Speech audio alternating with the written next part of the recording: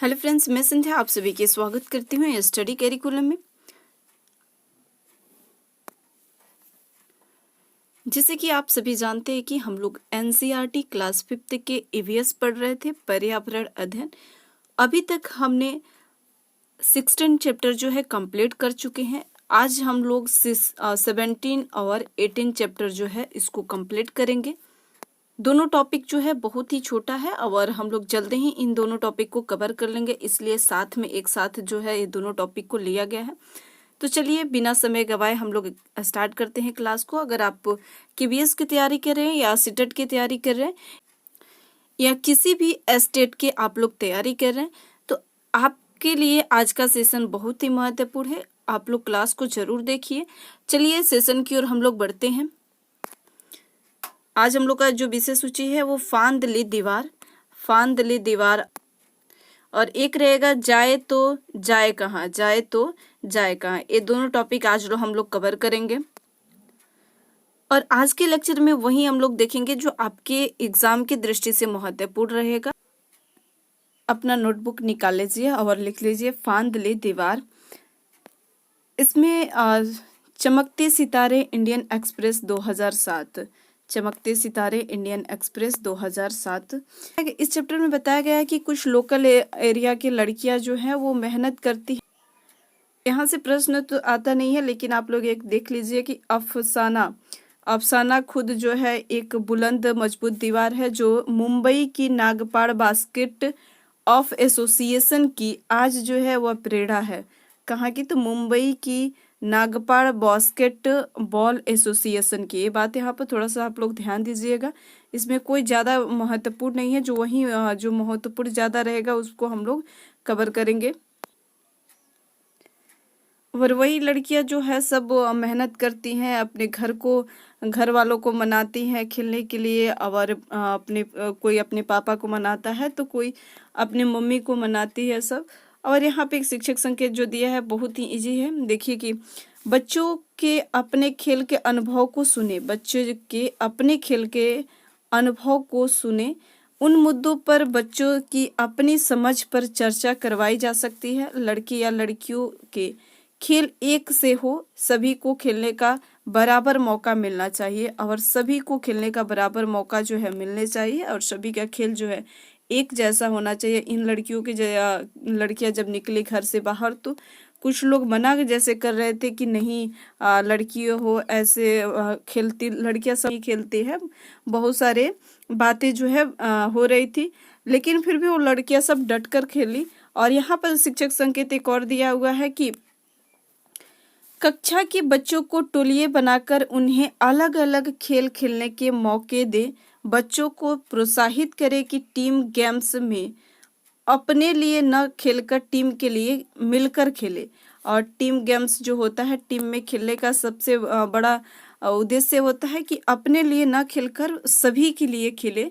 और लड़कियां सब भी अपना एक टीम बनाती है और सब जो है मिलजुल कर वहाँ पर खेलती है। एक यहाँ पर पॉइंट आप लोग ध्यान दीजिएगा कि उन लोग का सिलेक्शन जो होता है सबसे मुंबई शहर की तरफ से खेलने का मौका एक मिलता है, जो मैच जो है सोलापुर में हुआ था। और ये पॉइंट आप लोग थोड़ा सा ध्यान दीजिएगा, कुछ ज़्यादा महत्वपूर्ण नहीं है लेकिन फिर भी इस पॉइंट को आप लोग ध्यान दीजिएगा। मुंबई शहर से पहले उन लोग को मौका मिलता है और मैच जो है सोलापुर में खेला गया। और कुछ लड़कियां ही सिलेक्ट होती है उसमें, सभी लड़कियां जो है सिलेक्ट नहीं होती है, कुछ लड़कियां ही सिलेक्ट होती है। और वो लड़कियां जब वहाँ पर जाती है तो उन लड़कियों से और वहाँ की लड़कियों में कुछ ज़्यादा नहीं बनता है। उन लड़कियों में जो है वहाँ की जो लड़कियां हैं लोकल लड़कियों को देखकर बातें अच्छे से नहीं करती हैं और फिर टीम जो है आउट हो जाता है। इस प्रकार की बातें इसमें बताई गई है। और यहाँ पे एक शिक्षक संकेत जो दिया हुआ है कि बच्चे में यह समझ बनाना आवश्यक होता है कि किसी भी खेल में खिलाड़ी की पहचान उसकी अलग से है, न कि उससे कि वह किस स्तर के लिए खेलता है। अगर बच्चा पूरी लगन से स्कूल के स्तर पर ही खेलता है तो वह यही उसकी उपलब्धि है, फिर वह किस नंबर पर आया उसका महत्व नहीं। और बच्चा जो है किस नंबर पर आया इसका जो है महत्व नहीं। और यही वहाँ पर बताया गया है कि लड़कियों सब की जो जो परेशानी आई है, लड़कियां सब अपना परेशानी जो है इस पर बताई हुई है। और यहाँ पर एक महत्वपूर्ण पॉइंट जो है आप लोग नोट डाउन कर लीजिए, यहाँ से एग्जाम जो है में आपके आया भी है, ये यहाँ पर आप लोग स्टार लगा लीजिए, ये बहुत ही महत्वपूर्ण पॉइंट है। देखिए क्या करें कि एक टीम की शुरुआत जो है करने वाले जो है खेल सिखाने वाले नूर खान, जो वहाँ की टीम है, कोच जो है, कोच के क्या नाम है, तो नूर खान थे कोच। और ये कहाँ के, तो मुंबई के, देखिए मुंबई की एक जगह जो है बहुत भीड़ भाड़ वाली जगह, वहाँ पर था बच्चू खान प्लेग्राउंड, बच्चू खान प्लेग्राउंड था उसका नाम जो है, बच्चू खान जो है प्लेग्राउंड था। और बच्चू खान प्लेग्राउंड जो क्यों पड़ा, तो और मुस्ताब खान का एक व्यक्ति जो वहाँ पर थे, वो उनसे बच्चे जो है बहुत डरते थे, और उन्हीं को बच्चे जो है बच्चू खान के नाम से बुलाने लगे, और बच्चू खान प्लेग्राउंड वो उसका नाम पड़ा बच्चू खान प्लेग्राउंड। और यहाँ पर ध्यान दीजिए, एक और महत्वपूर्ण पॉइंट है, अर्जुन पुरस्कार जो दिया जाता है खिलाड़ियों को, भारत की तरफ से अर्जुन पुरस्कार, ध्यान दीजिएगा कि खिलाड़ियों को जो सर्वश्रेष्ठ खिलाड़ी रहते हैं उन लोग को अर्जुन पुरस्कार जो है दिया जाता है। इस चैप्टर में बस इतना ही जानकारी था, जो आपके एग्जाम से महत्वपूर्ण पॉइंट था उसको हम लोग देख लिए। आप आशा करती हूँ आप लोग नोट डाउन भी कर लिए होंगे जो जो मेन पॉइंट था। अब हम लोग नेक्स्ट चैप्टर देखते हैं। अभी तक आपने सब्सक्राइब नहीं किए हैं तो सब्सक्राइब जरूर कर लीजिए। जो साथी इस क्लास को पहली बार विजिट कर रहे हैं वो सब्सक्राइब जरूर कर लीजिए और दोस्तों के बीच भी शेयर कर दीजिए। चलिए नेक्स्ट चैप्टर हम लोग स्टार्ट करते हैं। 18 चैप्टर जो है, जाए तो जाए कहाँ। जाए तो इसका हेडिंग आप लोग डाल लीजिए, जाए तो जाए जहाँ, जाए तो जाए कहाँ। एक जात्रिया भाई नाम का एक व्यक्ति है जो एक गांव में रहते थे, इनके परिवार। हमें यहाँ से कुछ ज़्यादा प्रश्न जो है आपको एग्जाम में देखने को नहीं मिलेगा। मेन टॉपिक जो है जिसमें प्रश्न बनेंगे वही हम लोग अंडरलाइन कर लेंगे और उसको आप लोग नोट डाउन कर लीजिएगा। तो यहाँ पर जैत्रिया नाम का जो व्यक्ति था वो अपने गांव में रहता था और मछली वगैरह इकट्ठा वगैरह करके।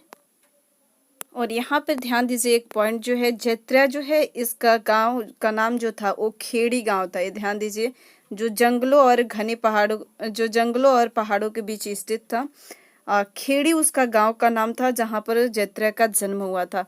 तो खेड़ी गांव में क्या होता है कि इन लोग अपने इकट्ठा वहीं से सब्जियां वगैरह वहीं पर उगाते वगैरह थे और छोटे छोटे गांव और कस्बों में ले जाकर बेच दिया करते थे, सब्जियां वगैरह वहां पर ले जाकर बेच दिया। कुछ समय बाद क्या हुआ कि सरकार की नई कुछ समय बाद क्या होता है कि सरकार की नई योजनाएं आती है और वो जगह खाली करने के लिए सरकार जो है उनसे कहती है कि ये जगह, इसकी जमीन के बदले आप लोग दूसरा जगह ले लीजिए।